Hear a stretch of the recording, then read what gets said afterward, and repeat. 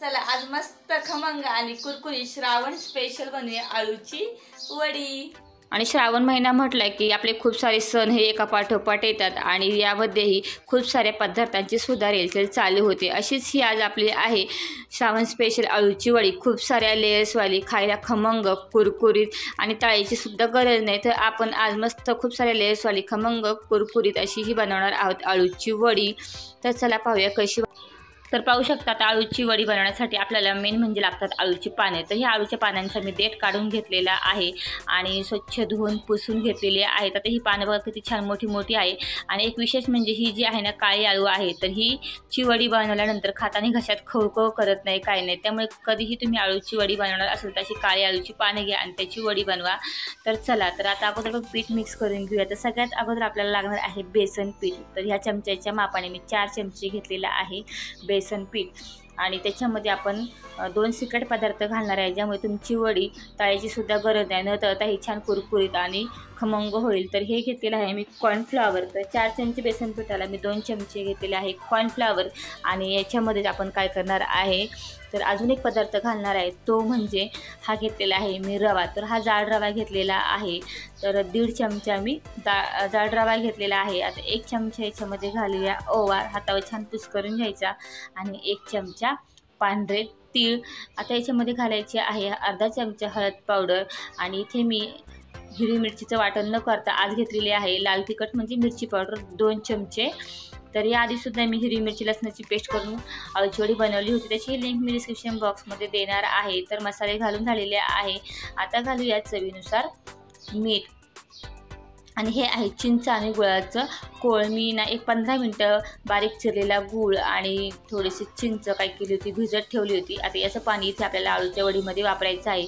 यामुळे काय होते, आळूची वडी जी आहे ना खवीला छान आंबट गोड लागते, त्यामुळे मुले आवडीने खातात। तर अजून थोडंसं पाणी टाकून आपण काय करणार आहे की पीठ मळून घ्यायचे। आता बरेच जण काय करतात की आळूची वडी बनवताना हे पीठ आहे ना खूप पातळसर मळतात, त्यामुळे काय करायचं की पीठ मळताना एक काळजी घ्या। जर तुम्हाला खमंग खुसखुशीत आळूची वडी बनवायची आहे आणि जर ती आळूची वडी तेलकट होऊ नये असं वाटत असेल, तर पीठ मळताना काळजी घ्यायची की एकदम पाणी न तर थोडं थोडं पाणी टाकून काय करायचं आहे की ते व्यवस्थित मळून घ्यायचे। मळताना एकदम दाटसर असं पीठ मळा, घट्ट पीठ मळा आळूच्या वडीसाठी, म्हणजे अगदी तुम्ही ही वडी बनवल्यानंतर अगदी तळून सुद्धा घेतली तर ती छान कुरकुरीत होईल, तेलकट सुद्धा होत नाही। किंवा तुम्ही फ्राय जरी केले तरी फ्राय करूनही खाऊ शकता, तरीही ती कुरकुरीतच होईल। त्यामुळे पीठ मळताना काळजी घ्या की जास्त पाणी टाका, थोडं थोडं पाणी टाकून असं घट्टसर पीठ आहे बघा आळूच्या वडीसाठी मळून घ्यायचं आहे। तर पीठ आपलं तयार आहे। आता चला, आता वडी कशी वळायची ते पाहूया। तर बघा आळूची वडी वळताना पान जे आहे ना, ज्या शिरा आहे त्या वरच्या बाजूला आल्या पाहिजे अशा पद्धतीने पान ठेवायचं आहे।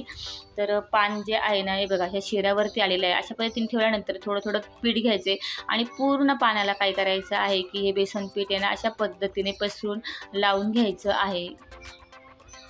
तर हे बघा आता पूर्ण पाण्याला लावून घेतल्याचं दुसरं पाणी घ्यायचं आणि असं सुलट पद्धतीने ठेवायचं आहे। मात्र सगळी पानं ठेवताना त्याच्या शिरा ज्या आहेत त्या वरच्या साईडला आल्या पाहिजे आणि सगळीकडे असं पीठ लावून घ्यायचं, म्हणजे एक सुलट एक उलट अशा पद्धतीने पानं लावून घ्यायची आहे। आता इथे मी पानं सगळी मला मोठी मोठी भेटली होती, म्हणून मी काय केले की 5 पानांची एक वडी झालेली आहे, कारण पानं माझी मोठी होती। जर पानं छोटी असेल तर तुम्हाला कदाचित 8-9 पानं लागू शकतात, पण पानं मोठी असल्यामुळे 5 पानामध्ये एक वडी माझी झालेली आहे। तर आता इथे 5 पानं ठेवली होती। आता आपल्याला कशी पीठ लावून घेतलेलं आहे, तर सगळीकडे पीठ लावून झालं की एक बाजू अशा पद्धतीने घ्यायची आणि फोल्ड करायची आणि त्यालाही हे पीठ जे आहे ते लावून घ्यायचं।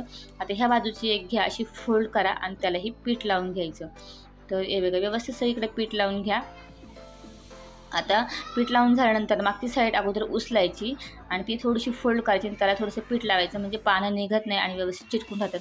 आता ही अशी वळताना मात्र घट्ट वळायची आहे, अजिबात त्याचा हात सोडायचा नाही आणि घट्ट असा तो रोल बनवत जायचे पुढे पुढे।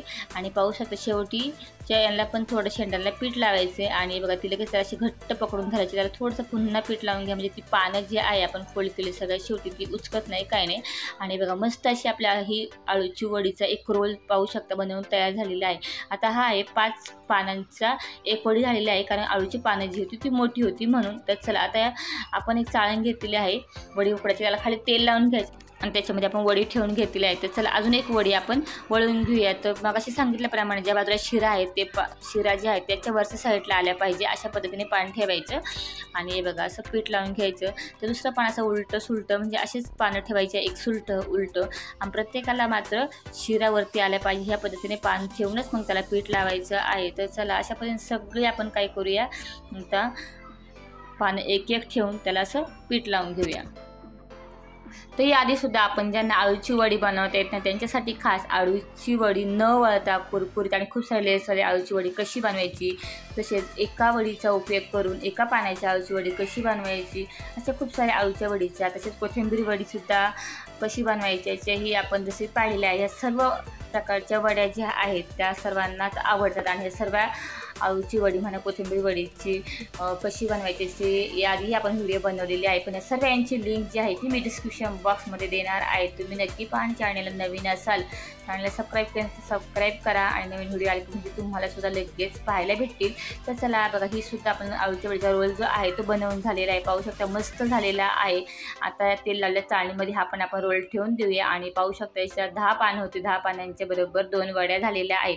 आता हे आपल्याला काय करायचं आहे की आपण वाफवून घेणार आहे. त्यासाठी पाण्याला एक उकळी येऊन द्यायची. मी 2.5 ग्लास पाणी घेतलं होतं. पाण्याला उकळी आल्यानंतर ही चाळण त्याच्यावर ठेवायची आणि गॅस जो आहे तो मीडियम केलेला आहे.